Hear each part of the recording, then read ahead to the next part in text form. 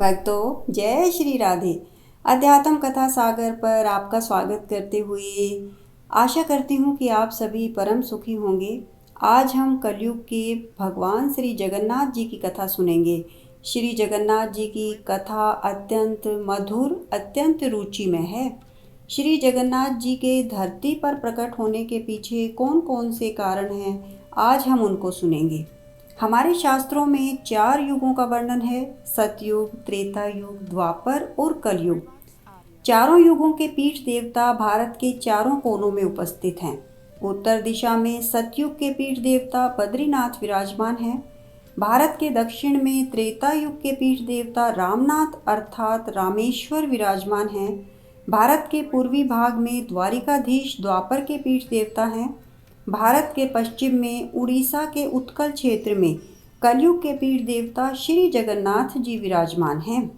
भगवान जगन्नाथ जी की अनेक महिमाएं हैं। जगन्नाथ जी का विग्रह दारु ब्रह्म है। दारु का अर्थ होता है काष्ठ, लकड़ी। जैसे वृक्ष अपनी सेवा देते में किसी के साथ कोई भेदभाव नहीं करता है, ठीक उसी प्रकार उसी लकड़ी से बने जगन्नाथ जी सभी के हैं, किसी के साथ भेदभाव नहीं करते हैं। ये सभी के नाथ जगन्नाथ हैं, सभी के प्रति समान भाव, समान दृष्टि रखते हैं। स्कंद पुराण में वेद व्यास जी लिखते हैं कि कलयुग के जीव बहुत बहुत भाग्यशाली हैं। भगवान श्री कृष्ण स्वयं दारु अर्थात लकड़ी की मूर्ति के रूप में आए हैं। सतयुग के भगवान ध्यान से प्रसन्न होते थे। त्रेता युग में भगवान यज्ञ से प्रसन्न होते थे और द्वापर के भगवान परिचर्या से प्रसन्न होते थे। लेकिन कलयुग के भगवान भोग से ही प्रसन्न हो जाते हैं। कलयुग में जगन्नाथ जी का मात्र प्रसाद ग्रहण करके ही जीव वैकुंठ को प्राप्त कर सकता है। कहा गया है कि जगन्नाथ का भात जगत पसारे हाथ। जैसे त्रेता युग में राम ने भक्तों के साथ लीलाएं की थी और द्वापर में श्री कृष्ण जी लीला करते थे, वैसे ही श्री जगन्नाथ जी कलयुग में प्रकट रूप में आज भी लीलाएं कर रहे हैं। भगवान का जब अवतार होता है ना, तो भगवान को प्रकट कराने का श्रेय, धरती पर लाने का श्रेय एक भक्त को ही होता है। भगवान अपने भक्त की रक्षा करने और अपने भक्त को प्रेम देने के लिए आते हैं। भगवान ने कलयुग में जगन्नाथ जी के रूप में प्रकट होने का वरदान 3 लोगों को दिया था। 3 लोगों को दिए वरदान के कारण ही भगवान श्री कृष्ण को श्री जगन्नाथ जी के रूप में प्रकट होना पड़ा। ये भक्त हैं ब्रह्मा जी, नारद जी और श्रीमती राधा रानी। इन तीनों की कथाएं अलग अलग पुराणों में दी गई हैं। सबसे पहले हम ब्रह्मा जी की कथा सुनते हैं। पुराणों के अनुसार ब्रह्मा जी की आधी आयु समाप्त होने पर एक बहुत बड़ा प्रलय होता है। प्रलय में सारा ब्रह्मांड डूब जाता है। यह देखकर अब ब्रह्मा जी को जीवों पर दया आई और उनके मन में जीवों का उद्धार करने का विचार आया कि जीव को प्रलय के कारण कितनी परेशानी उठानी पड़ती है। यह विचार मन में कर ब्रह्मा जी तपस्या करने के लिए ब्रह्मलोक से नीचे गिरे। जिस पर्वत पर ब्रह्मा जी गिरे उस पर्वत का नाम पड़ा ब्रह्मगिरि पर्वत। ये आज के उड़ीसा के उत्कल क्षेत्र में आता है। ब्रह्मा जी तपस्या करने लगे। ब्रह्मा जी की तपस्या पूरी होने ही वाली थी कि अब भगवान तपस्या से प्रसन्न होकर आने ही वाले थे। तभी यमराज जी धरती पर आए और उस समुंदर में लक्ष्मी नारायण जी के पास गए। लक्ष्मी नारायण जी ने पूछा कि यमराज, आपके यहाँ आने का कोई विशेष कारण है? तब यमराज जी ने कहा कि मैं तो आपकी सेवा में लगा हुआ हूँ प्रभु। पहले तो आप मुझे वचन दें कि जो मैं मांगूंगा आप मुझे देंगे। भगवान ने तथास्तु कहा। तो यमराज बोले कि आपको पता ही है कि ब्रह्मा जी की तपस्या पूरी होने ही वाली है और ब्रह्मा जी आपसे वरदान में सारे जीवों का उद्धार करने के लिए उन्हें अपने धाम ले जाओ ये मांगेंगे। इस तरह से मेरे नरक में तो कोई आएगा ही नहीं और मेरी सेवा बंद हो जाएगी।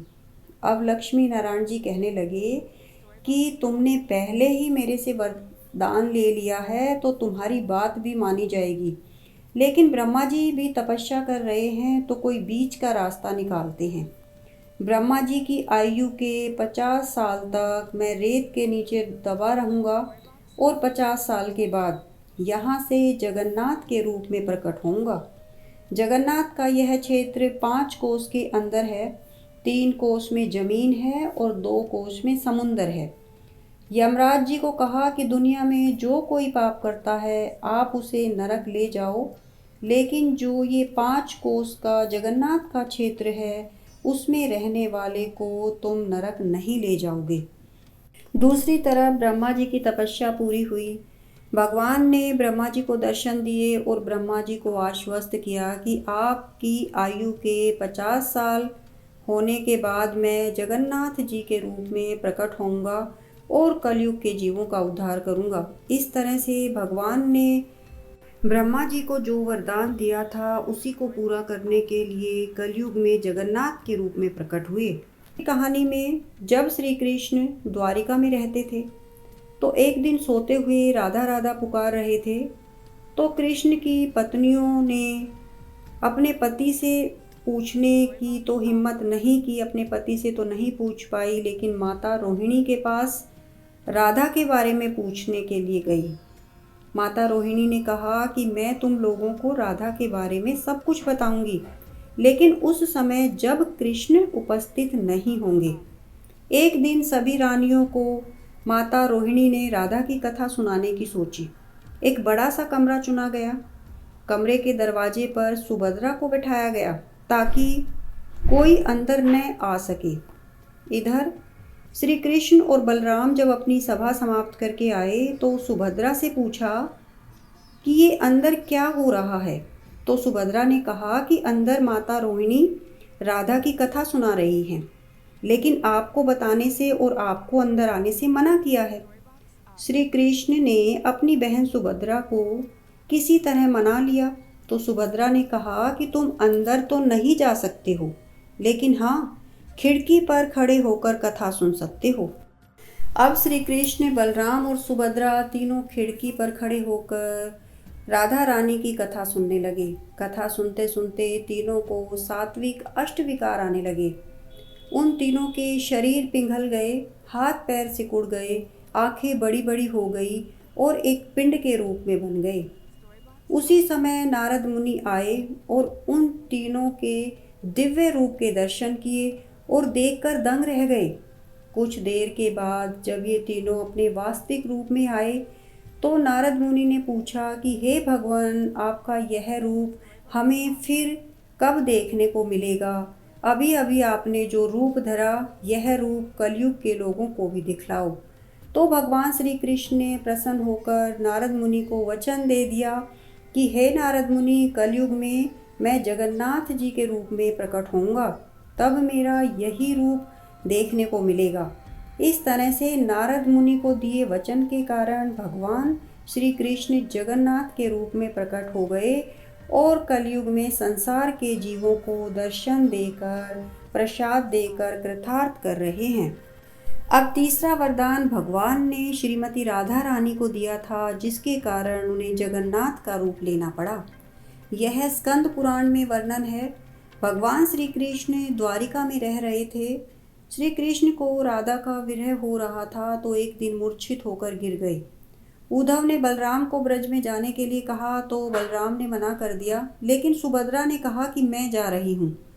तो बलराम ने सोचा कि मुझे भी अपनी बहन के साथ जाना चाहिए।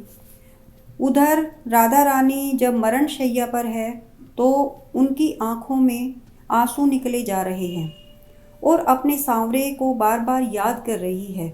ललिता, विशाखा सखियां बार बार देख रही हैं कि राधा की सांस चल रही है, राधा अभी जीवित है या नहीं। तभी सुभद्रा का रथ ब्रज में पहुंचता है और सुभद्रा कहती है कि कृष्ण आ रहे हैं। बलराम भी उनके पीछे पीछे पहुंच जाते हैं और कहते हैं कि हाँ, कृष्ण आ रहे हैं। तभी कृष्ण भी ब्रज में पहुँचे और राधा को दूर से देखा और रथ से कूदकर राधा के पास पहुँचे। कृष्ण ने जब राधा को देखा तो उन्हें फिर से सात्विक अष्टविकार आने लगे सुभद्रा और बलराम को भी लीलाएं याद आने लगी और उनके भी शरीर का रूप बदल गया। और सारी रात जगन्नाथ, सुभद्रा, बलदेव तीनों के शरीर का यही रूप रहा। सुबह होने पर जब भगवान अपने वास्तविक रूप में आए तो उन्होंने राधा रानी से कहा कि हे राधे, तुम्हारे विरह के ताप के कारण जो मेरा ये रूप हुआ है, यही रूप धरकर कलयुग में तुम्हारा आस्वादन करता रहूँगा। जैसी तुम्हारी इच्छा है कि मैं जीवों का उद्धार करता रहूं, तो मैं इसी रूप को धरकर जगन्नाथ के रूप में प्रकट होऊंगा। इस तरह से कलयुग के जीवों का उद्धार करने के लिए भगवान श्री कृष्ण जगन्नाथ के रूप में प्रकट हुए। भक्त के कारण ही भगवान धरती पर प्रकट होते हैं। भक्तों को दिए वरदान के कारण भगवान को जगन्नाथ के रूप में प्रकट होना पड़ा। आपको यह छोटी सी पौराणिक कथा अच्छी लगी तो लाइक और शेयर कीजिए और कमेंट बॉक्स में भगवान की जय अवश्य लिखिए। आप पहली बार अध्यात्म कथा सागर चैनल पर आकर कथा सुन रहे हैं तो कृपया चैनल को सब्सक्राइब कर लीजिए, बेल आइकन को प्रेस कीजिए ताकि भविष्य में आने वाली इसी तरह की पौराणिक कथाएं सरल भाषा में आप तक सबसे पहले पहुँचे। धन्यवाद।